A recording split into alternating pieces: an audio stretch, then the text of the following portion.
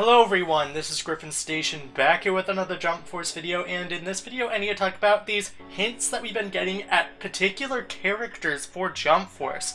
And this is a bit strange, we're just about under 2 weeks before the release of Jump Force, and with that in mind, we probably are only getting around 5 more characters in this game, in the base roster anyways, and so it's just curious that we're getting these hints now, because these are all characters that I would not expect to be in the base roster at this point. But going into the topic at hand today, we got a few tweets from a man named Cyrus. Cyrus is the head of the social division for Bandai Namco in the United States, and so with that in mind, we have a couple tweets that he tweeted yesterday, and I just wanted to wait to see if he'd tweet any other hints before I actually made this video. It doesn't seem like he's doing anything else, so let's just get these on screen right now. His first tweet is that Yugi is looking fresh AF. Reminds me when I played some trap cards and then a Blue Eyes at a tournament in San Francisco.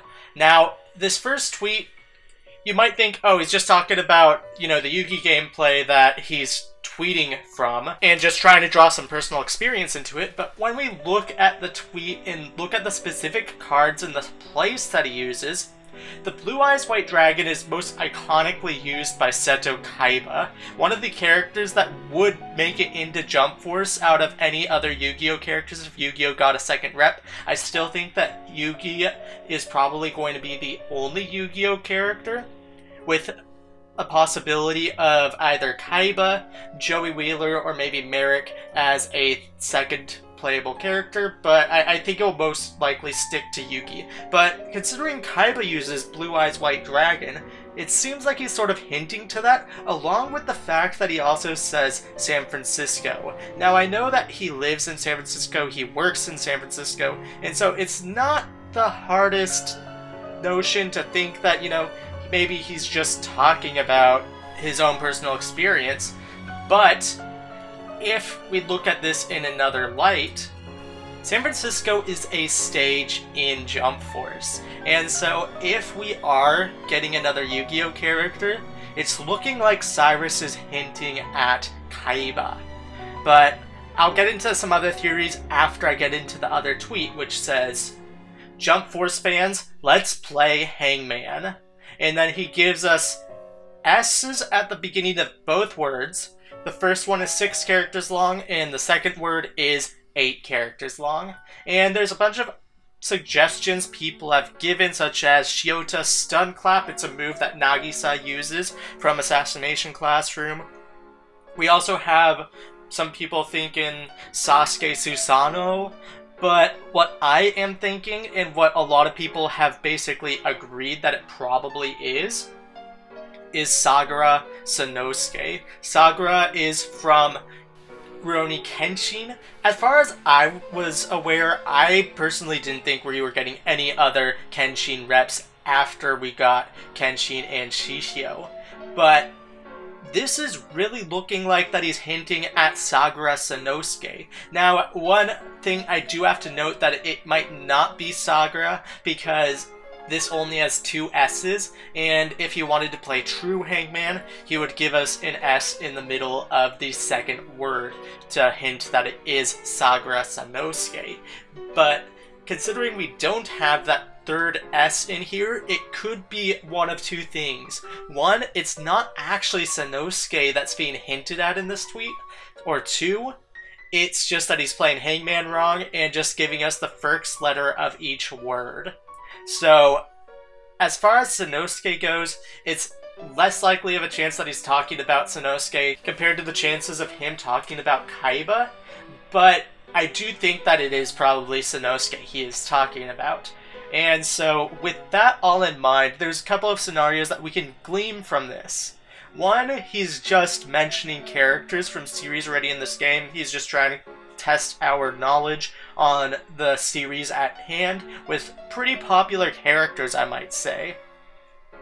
Secondly, I could see this being in the base roster. Now, if these characters were in the base roster, that would mean that we wouldn't be getting some characters that we were all assuming would make it in. Because if we only have, let's say, 5 characters left, I don't think we're going to be surpassing 50 characters in the space roster.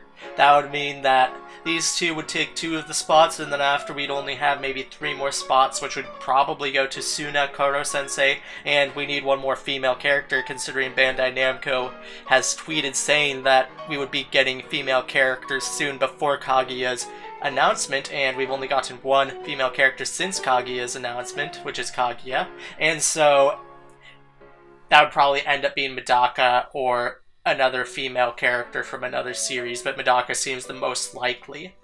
And so that could be our final 5. If we aren't counting the base roster, however, then he could also be alluding to DLC. Now, would I be shocked if these characters were DLC? A tiny bit.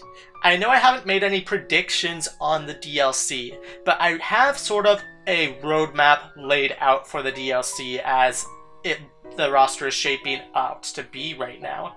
I am positive we're going to be getting at least 1 of the big 3, which means Dragon Ball, One Piece, and Naruto.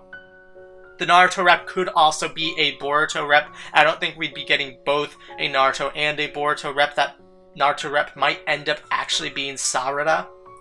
And then I also think that we'd be getting 1 from the new era of Shonen Jump, which is My Hero Academia and Black Clover. And so if that makes up 5 of the 9 DLC characters, what can we expect out of the rest of them? I personally think we'd also be getting a Yu Yu Hakusho character, which would probably be Hiei, because I don't see how he fits into the base roster.